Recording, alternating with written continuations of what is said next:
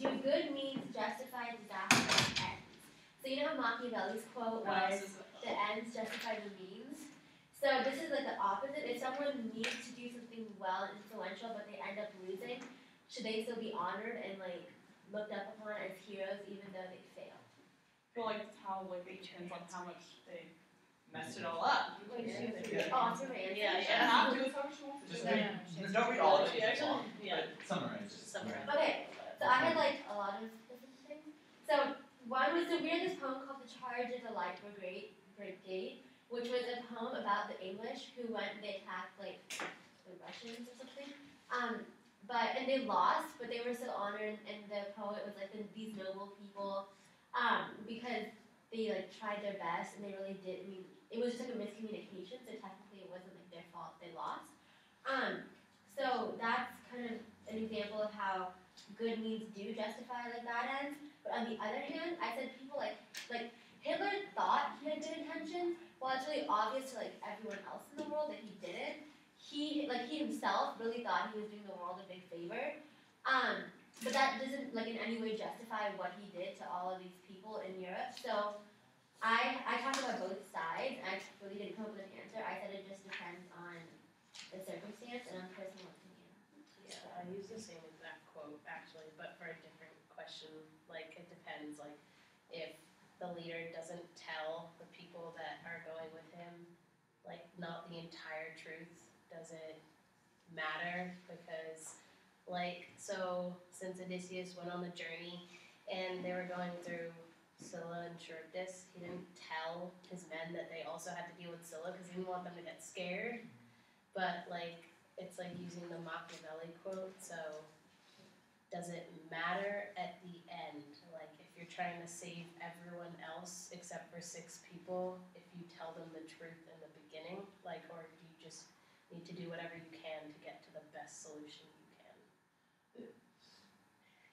I was gonna say, it depends. Like when you talk about like telling someone a lie, to kind of change how kind of like their perspective during whatever it is.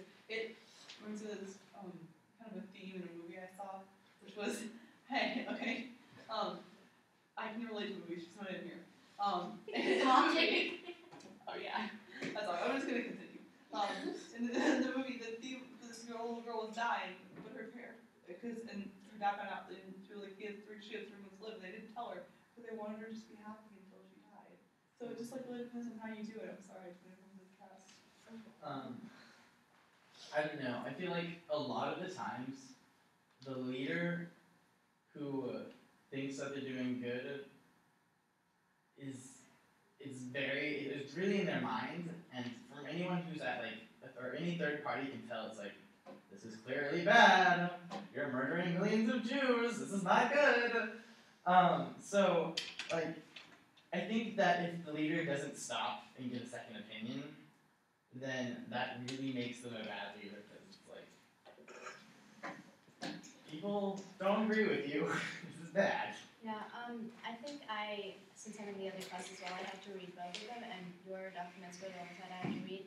And one of my questions was very similar to what Noah just said. It was based on like how people they have different mindsets, and so they have a tough time looking at the view of like in an argument, they have a tough time looking at the view from another person rather than just looking at themselves.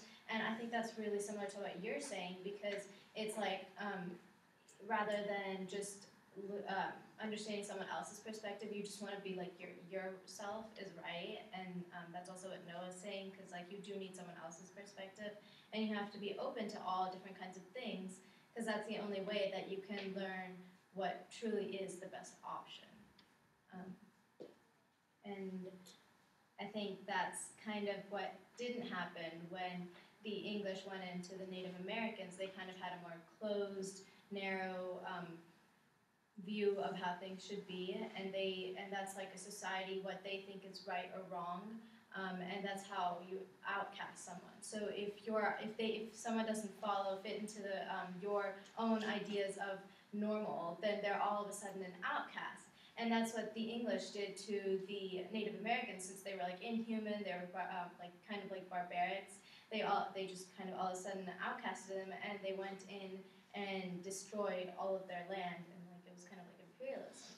So Yeah, I agree. I think you have to like not only look at like your own opinion, but like other people, even if you're not like doing something for them, you're still affecting them, and so they are justified in having an opinion on what's going on. Like English taxes, like we wanted like no taxation without representation. We wanted a say in what was going on.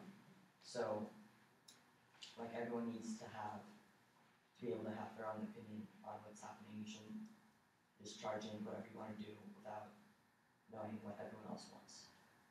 Yeah, I think the quality of a leader has to, not only does he have to have a strong opinion and character, but that the leader also has to take into account many different perspectives, use his own opinion, and then glue us all together so that his region or country can strive to become better or to become more successful.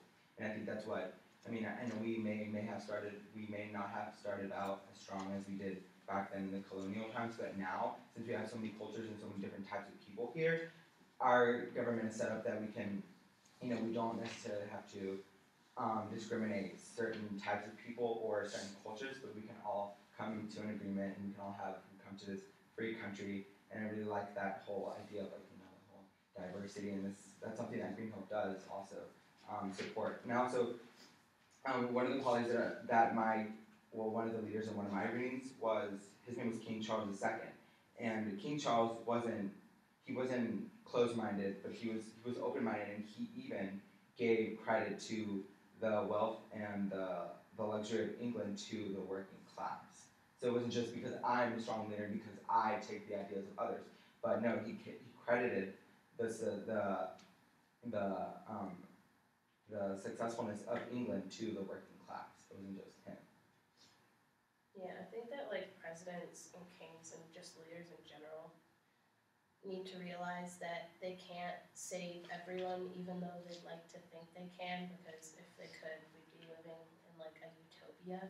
So you can't be able to like save all the people and get like everyone off the streets. So you have to make sacrifices for the good of like everyone if you have to take down some people on your way up. I mean, it's sad, but it's true. Two of my questions actually pertain directly to what we were just talking about. Why people treat one another unequally and why people need leadership. Basically, summarize both of those really quickly. For why people need leadership, I kind of said they need a leader to direct them. Because like without leadership, they just kind of drift along. And what was the word I used? They follow the path of least resistance. I like it. You said Fancy. Oh, I did. Oh, I did. I just like the way I said that, so I wanted to read it. They follow the path of least resistance, and like what a leader comes to do is they come and they make change, and they say, no, you can't do this. Don't just let this happen. Things like slavery, people were just letting it happen, and then someone like Martin Luther King comes along and says, no, you have to make a change, and then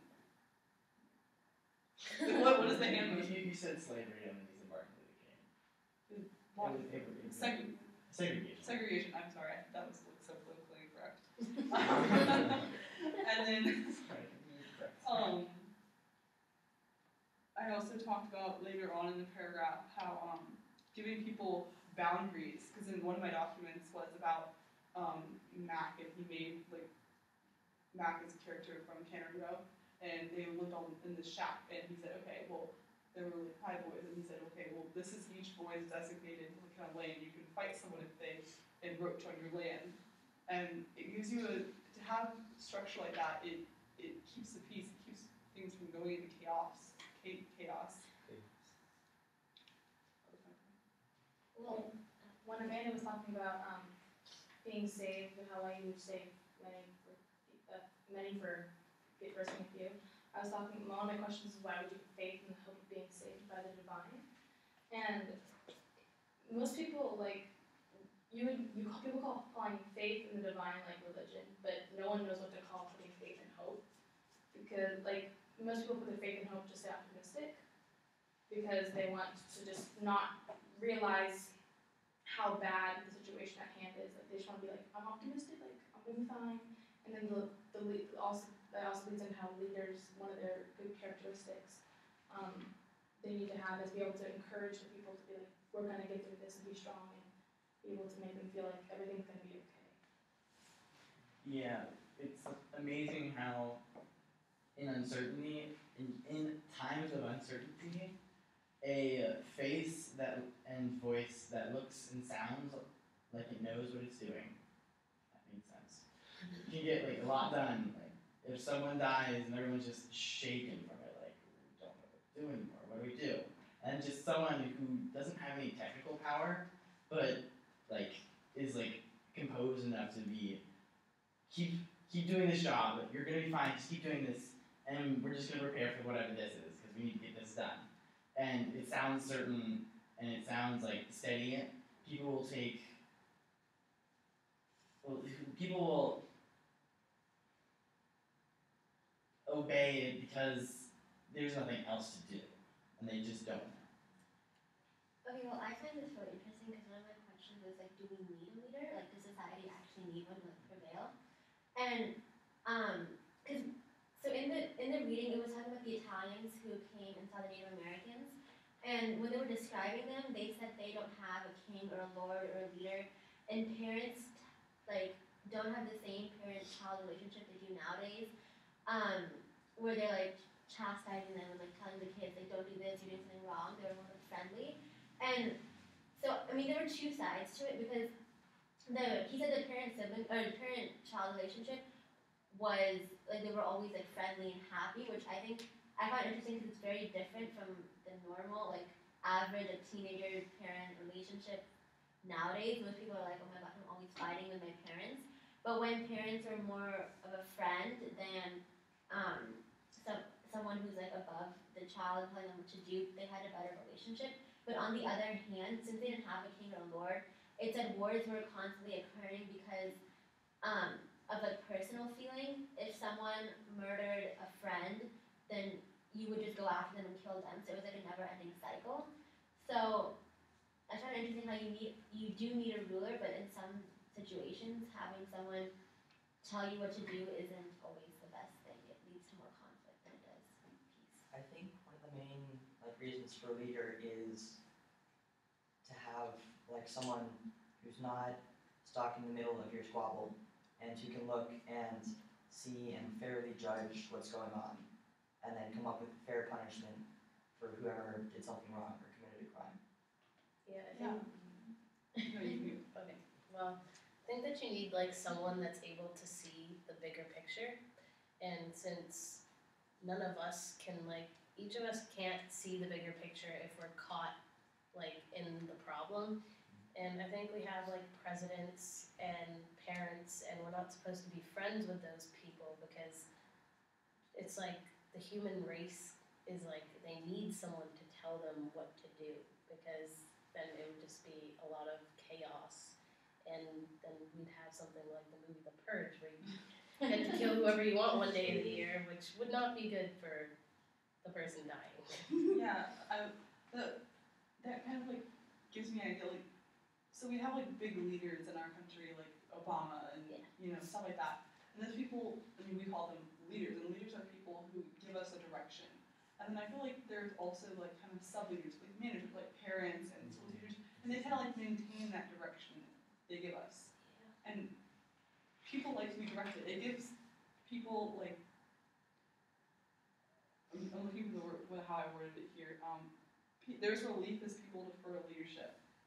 People like to. Okay, what is it? I can't remember what exactly. It's easier when someone has like is telling you what to do, so you don't have to think of everything. It gives people peace that they're heading in the right direction, but not responsible for the Yeah, final outcome. exactly. That's what I was trying to like. I just couldn't get it out. That's exactly it, though. Yeah. I think like I agree with what basically all of y'all are saying about needing a leader, but I think more than a leader, rather than having one person, because Obama, you can say that he's a leader, but I feel like more than him being an actual leader, he's kind of just like what you said, like an advisor to show the direction. But we don't need one person, more than like a person, because that would be like a dictator. We need more of a I guess, a party or a group of people that that when you murder someone, they tell you what you need to do. There's a court system, and I think that is very crucial for a society, and that needs to be in place more than a leader. And also, I think you can function without a leader, but you can't function without someone that I guess just solves issues with a court case or something like that. Mediator. And yeah, a mediator. And then back with the parent situation, I read a couple documents that were from women, and there was one from a midwife, and there was another one from a mother. And I think the reason why it was so different back then in even the Middle Ages, the medieval time period, Renaissance, and then even from 1700s, I think the difference was because there wasn't that big of it was you don't know if your child was going to be alive. You could have a miscarriage, or both the mother and the child could be killed. And so I think there was greater issues at stake, and thus there was more of a relationship between the mother and the child, and that's the reason why there was more friendliness and less of chastising. To go along with your leader, how it can't be just one person, it has to be Congress. It can't be one person because that person doesn't have enough points of view or point of views, or just doesn't know enough about everyone and everyone's situation. So, which brings up the I'm having trouble tying this together. Which never mind. Wait, I want to talk about one interesting idea that you pointed out. You said something about, what was it, a functioning society without a leader. And I just quickly want to point out, during the medieval times, I mean, of course, we had a government. We had feudalism, which had its pros and cons, but it was, from what I got and from what I learned, it was an oppressive system with strong loyalties between nobles and princes and peasants. And because of this government system, this system provided no social mobility, and the lower class, like I said here, they had no influence over their destiny. Mm-hmm. So once feudalism began to disintegrate and we moved into the Renaissance and then into the colonial Americas, through trading, people began to actually leave behind their principles of birthright, and then they continued to strive to build their own fortunes and raise their families. So I think in social and economic terms, I think it would be best if we didn't have a leader, because therefore one can manage their own necessities and their own finances and not have to worry about, not others, but, focusing on your own and, working yourself towards, that, American dream, I guess. Okay. I haven't. Sorry. That's actually what I needed. So, during feudal time, or medieval Europe, it was all controlled by wealthy landlords or kings who were all Catholic, for the most part. And so it was one group of people controlling. And as you progress through time, it first changes religion with a Protestant split, and then there starts being democracy with the Magna Carta, or primitive democracy. But it starts getting more and more diverse, the government, which leads to the I can't even think of this word. Rise. Thank you. I don't know why I forgot that word. It's 4 letters. In civilization as a whole, and I mean, as time goes on, we're bound to get better, but I think we've made a lot more progress in the last 100 years than the 300 years in the Middle Ages, something like that. Yeah. I'm talking about late Middle Ages. Okay. Yeah. Because That's fair. because we have, not only because of this, but greatly due to the fact that we have leaders who are diverse. But you can't go all the way into total anarchy or not having leaders, because that would rely on everyone being virtuous, and not everyone is virtuous. I know I just talked, but this kind of also relates to the one of the questions that I had, which is how does the economy motivate people? And when you have one leader, like you said, they aren't able to see the different perspectives. But also, even if you have a larger amount of people, there's always that greed to strive past other nations or other people or other countries. And I think the money and power they're a factor in that, because it's if the economy goes up, the amount of money and power you have also goes up, and thus you're able to strive past many other countries. And I think that's what people and nations want to always be doing. They always want to go and just overpower others. And even though that many people will deny this, and they want to be like, we're perfect, we're not those kind of people that do that. I think it's human nature to do that, to want to strive past others. There's always that feeling of competition.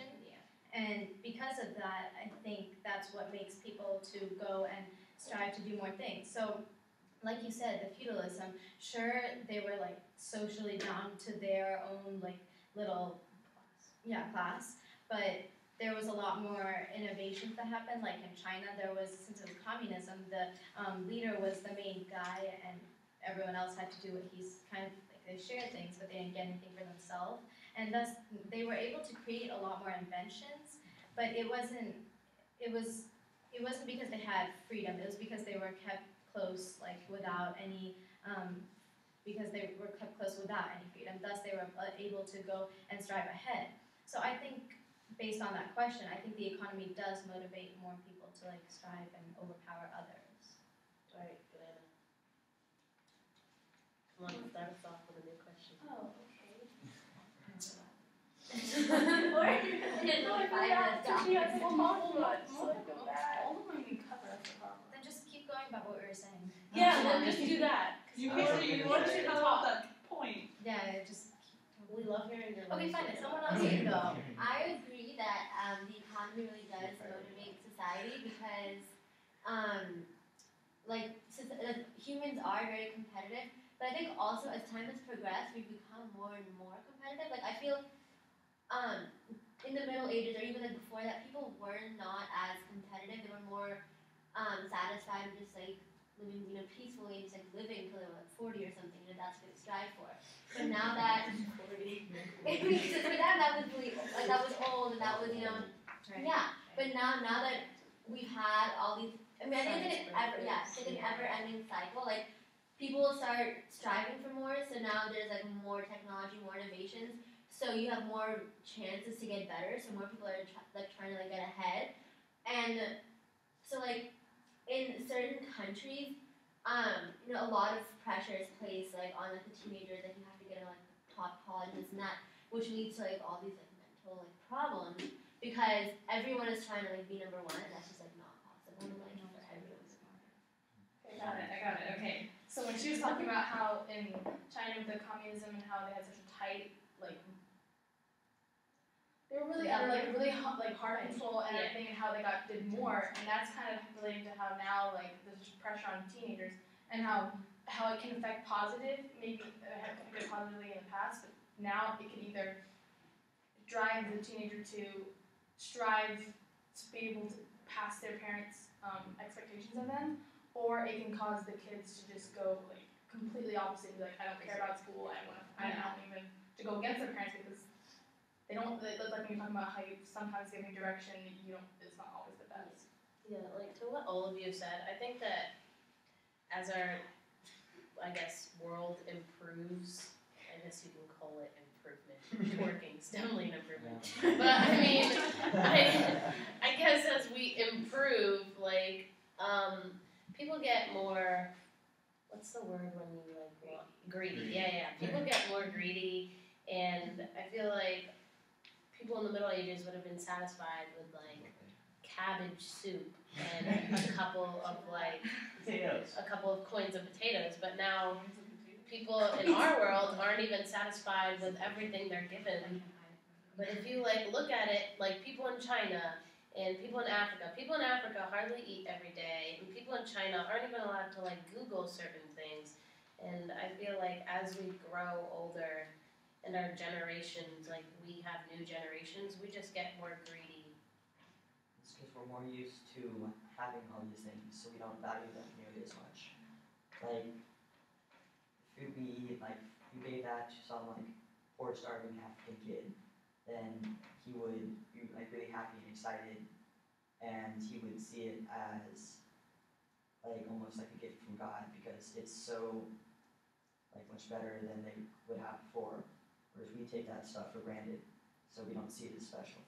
Yeah, I can see like if we just like somehow let's present this now and magically teleported some poor African kid here who's starving and some really ignore the fact that he'd be absolutely terrified. He'd be really scared. But let's pretend this is a normal thing. And someone walked up and gave him a sandwich. He would be so happy. If someone walked up and gave me a sandwich that I didn't know, I would wonder what they did to it. Yeah. Like True. I'd be like, oh, why is this person giving me a sandwich? Is there some backward motive? Is there? I mean, and then the starving African would be just like, oh, you're such a good person, you know. I mean, they probably even want to take like a half-eaten banana. I wouldn't take a half-eaten banana. I don't think banana.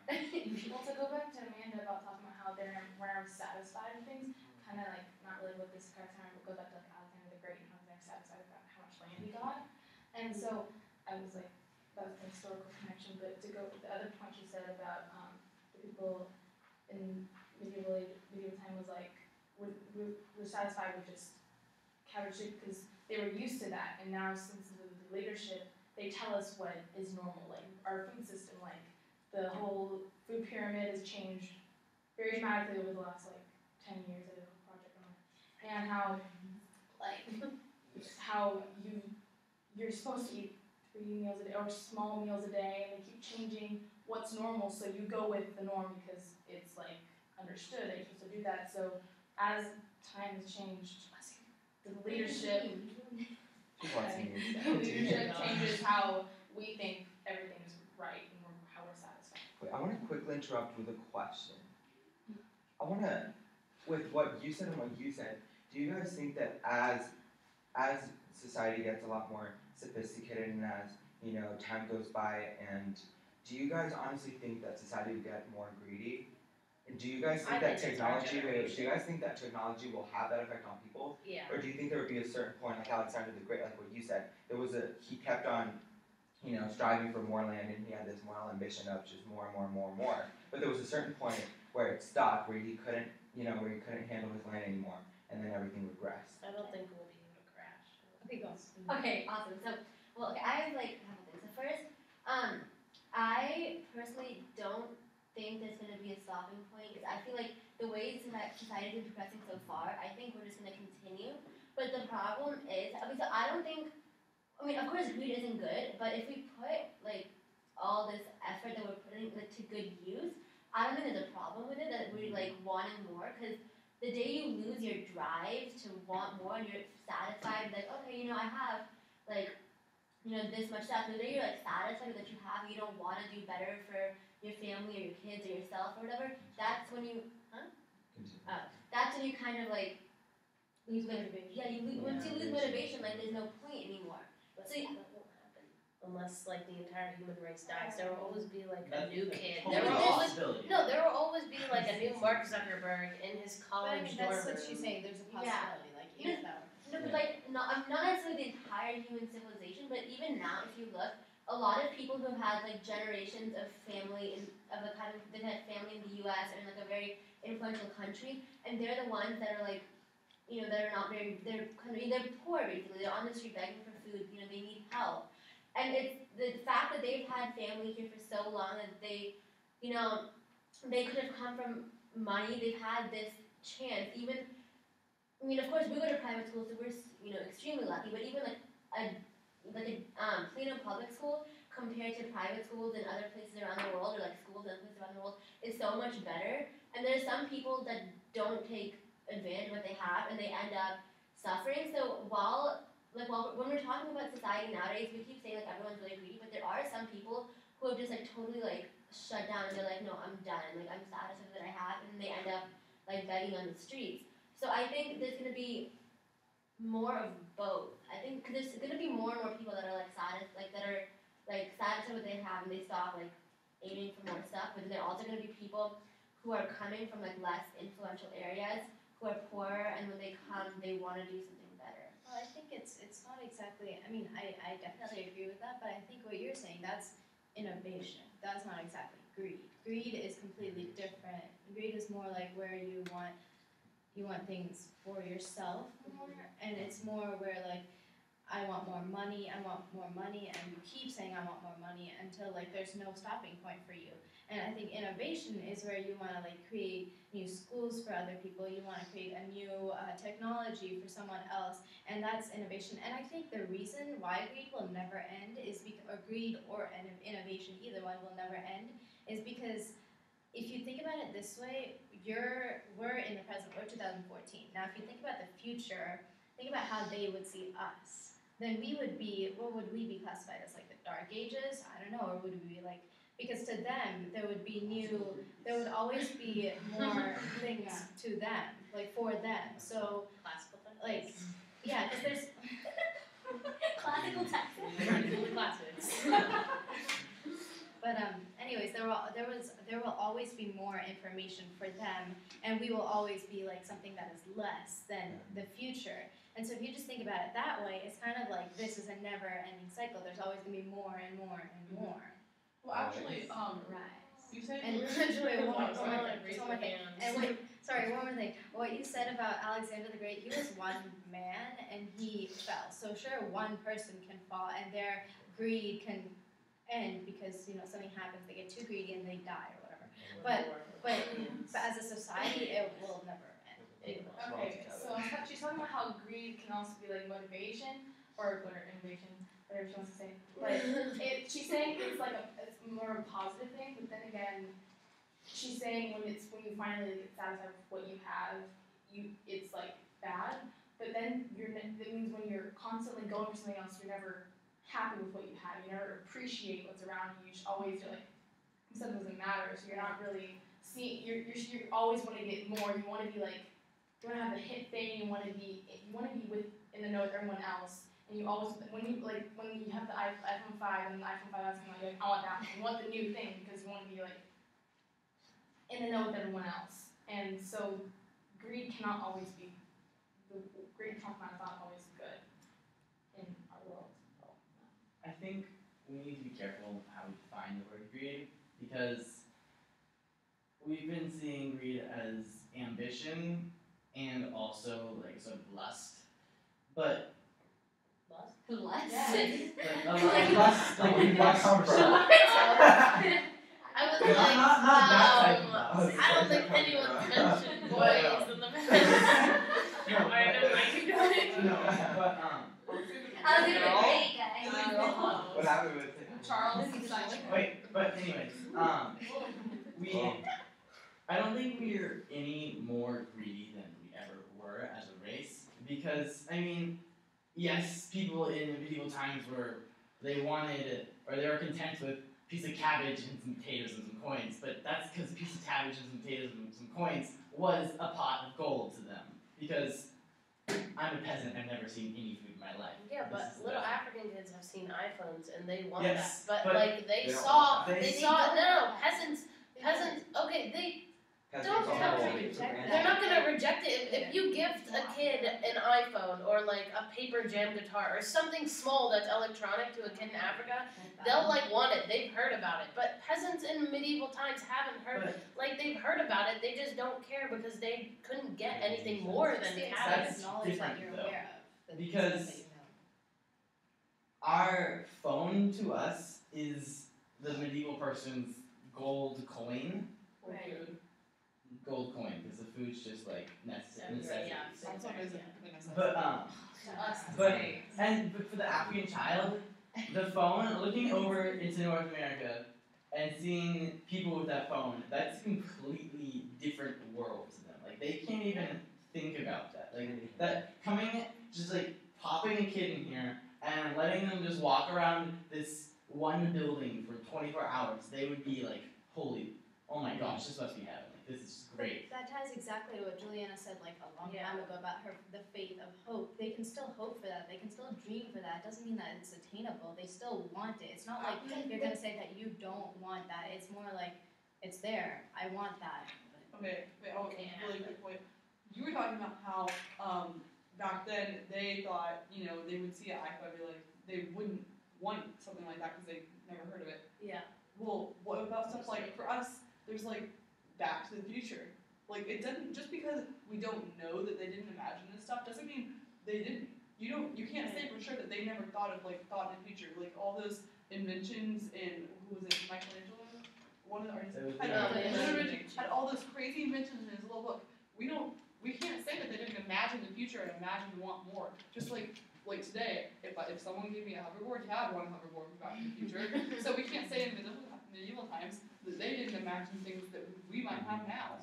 Yeah, Maybe someone could have invented the phone in 1500. We wouldn't even know. Yeah, exactly.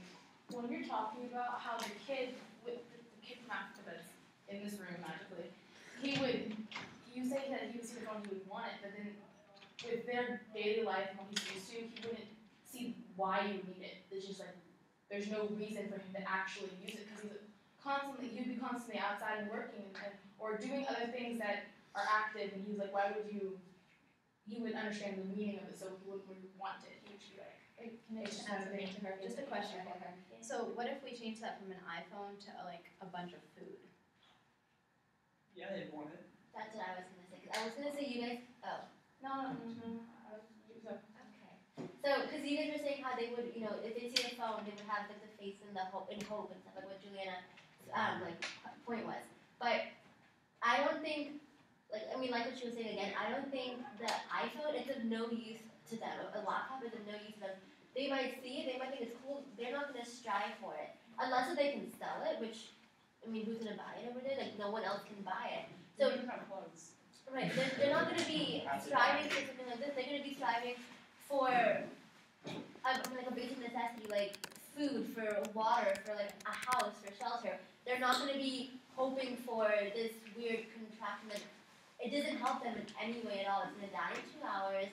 You know, what are they going to do with it? Whereas instead they could have like, you know, stuff to sustain their life. So I don't think they would be hoping for. Well, we're making like really huge assumptions, like they don't have. Okay, not in most of Africa, they probably don't have power outlets in like the really poor places.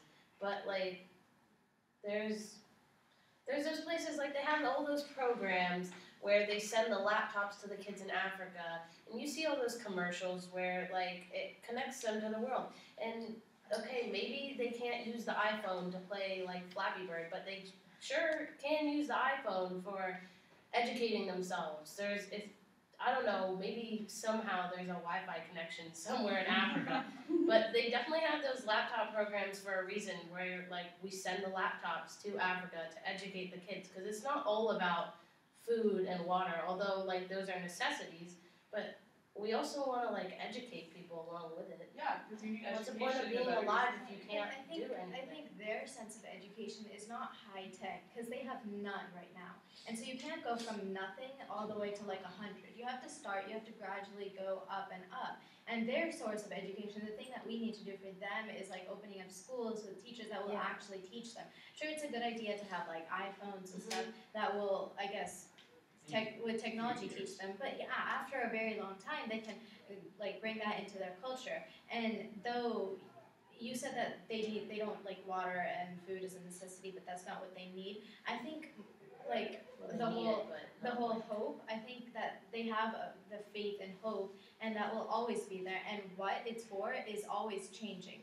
So like you said in the medieval times that the cabbage was like their pot of gold, they knew about more like better food. They knew about wine, and they knew about like bread, loaf of bread, and they would want that, and that was their hope. So sure, that is their sense of greed as well. But the kids in Africa, they would be hoping for like a big barrel of food as well. Whereas our sense of hope is far beyond that because of the knowledge and the information that we are aware of at the moment. Well, how you're talking about how we have to gradually add into their education system, it's the same with food, because since it's so scarce,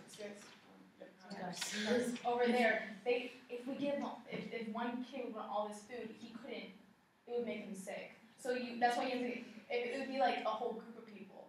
That's why just gradually incorporate it into their. So, rounding this into one large barrel of food, figuratively, not actually. Figuratively, not actually. I think you guys can tell me if you disagree, but you could say that no, our greed hasn't gotten any larger because we just lust for things that are better than what we have now, one step better, and it doesn't change whether we're someone who's eating only cabbage and want a loaf of bread, or we have an iPhone 4 and I just want an iPhone 5. It's the same thing, just with vast time periods and Yeah, I mean, technology I can gaps. the other thing is that like it's not that we want more or lust more in those words. It's I think it's the word that wants. it's just not. It just didn't. That's actually the meaning of lust. It's a larger meaning of lust. Okay, I'm wrong. No, Here's some you're right. dirty minds. It's not that we No. lust more. It's that we have more to want. There's more possibilities. Then there was just More such to a, want. There really was. Okay, right, more to No, want. she said less more from this is more Okay, to sorry. want. There is more to want. Then there really were only back then in like the 14, 15, even 13, all the way back there. There were really only basic things. They didn't have. I mean, they had what they could make with wood. They had what they could make with hands. They didn't really make things out of a lot of metal besides large, pointy objects. I mean, and then now we got more advanced and we have more things, and the more things we make, the more things that we're able to want. So it's not that we want necessarily. We do. It's not that our greed has increased. The amount of things that we are able to greed for. Greedy for. Be greedy for and have increased. Greed for. Lust over. Lust over. Lust for. Less for. Just kind of what they said, like it's, like we want more, not more, but different things because we've taken for granted the things that other people want.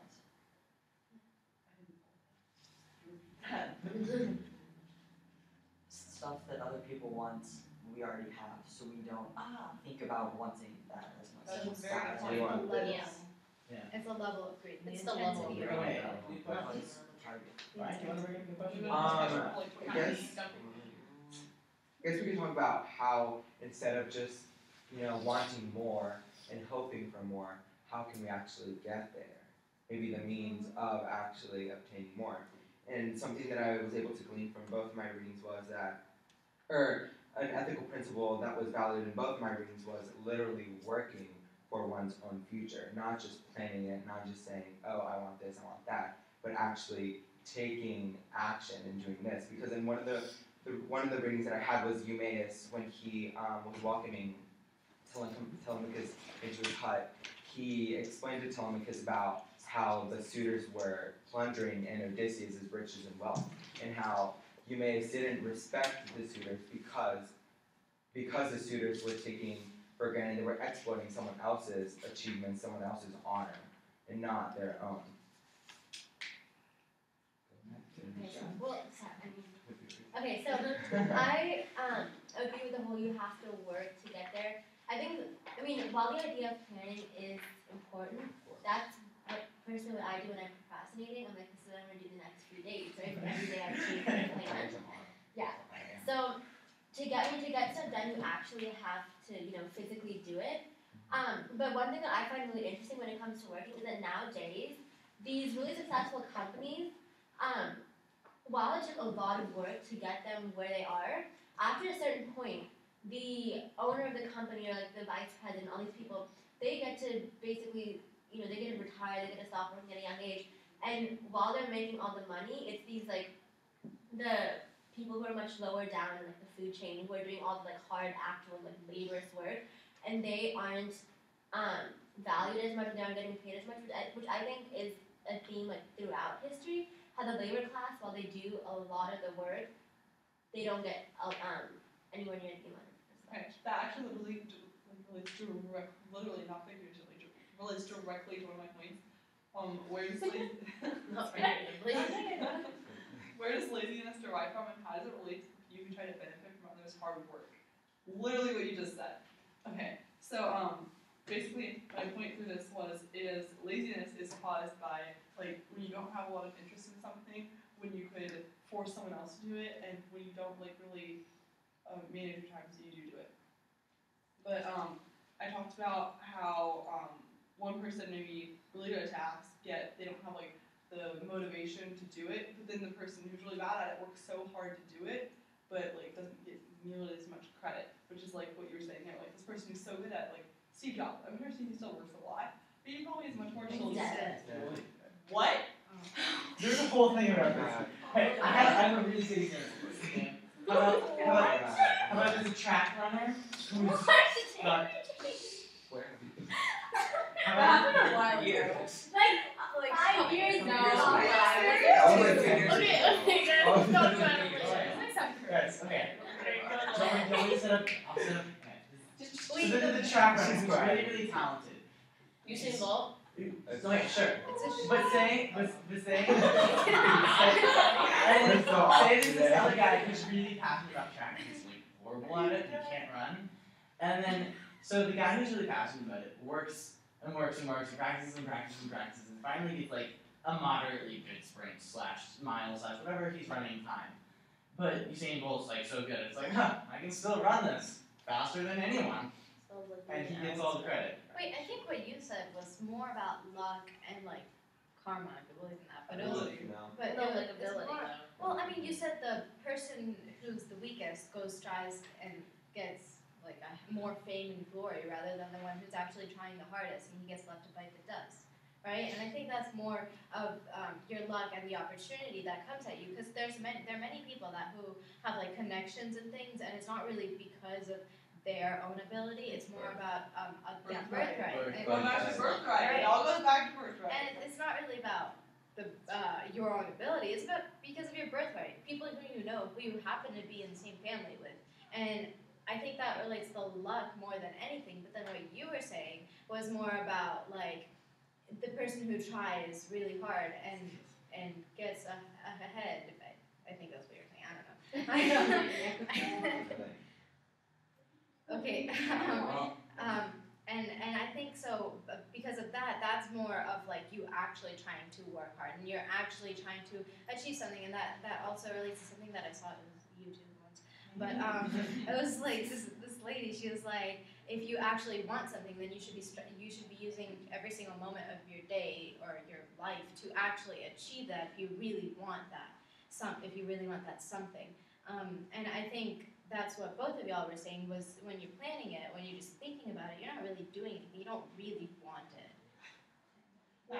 This is completely different. Like her answer, how she wanted to answer, and then y'all went off, was completely different from her question. Is like why do people who are lazy take the credit from people who work hard? It's completely different because the people who are lazy or bad at the thing would work harder is usually like when you're doing a project with someone who's like. And someone is like, and so like someone's lazy and the other person does all the work and wants to get credit for it. Yeah. That's what she's trying to say. But we answered in a different way. While the person who was really bad at it did all the work, and the person who's good at it was just like. Actually, it's like a really good example. The It's real like world doesn't opposite. really work like that though. Isn't that like just school? Because if you don't do your work Oh, at a no, company, no. if you don't do a work at your company, you're gonna get fired. There's no No, way around it. no. You can't say that you did the work. Just Okay, wait. Where did you guys go before? Okay, well, in my dad's business, there was actually a really good example of this. He had an employee who was copying all my dad's work. Like, he owns a company, so he was taking all his files and copying it and selling it to other companies. That's crazy. Yeah, and so by literally taking someone else's work and using it, So, but where's that guy today? I think he's working for the other company. Well, obviously. No, because my He's dad working fired for him. the other company though. My But dad- he got fired. That's the But point. he got even better position at the other company. Well, karma will come Karma, back see to what bite you him. luck and karma. That's Exactly. what it is. Okay. There's like saying that kind of stuff. Yeah. Okay, I want to do a text talk. Tanisha, don't. Okay. Well, Abraham was talking Oh. for 2,000. Sure. Yeah, it's fine. You're not finished. Well, there was an example in my text of like how in the second treatise of government, John Locke said, "He ought not meddle with what was already approved by another's labor. He desired to benefit another's pains, which he had no right to." I just like that. So put it in there. I am fascinated by this. Your discussion is completely different from yours. Where did theirs go? They went I into always put the little kids in that. 4 things. Religion, why do we have religion and what are the benefits of religion and drawbacks?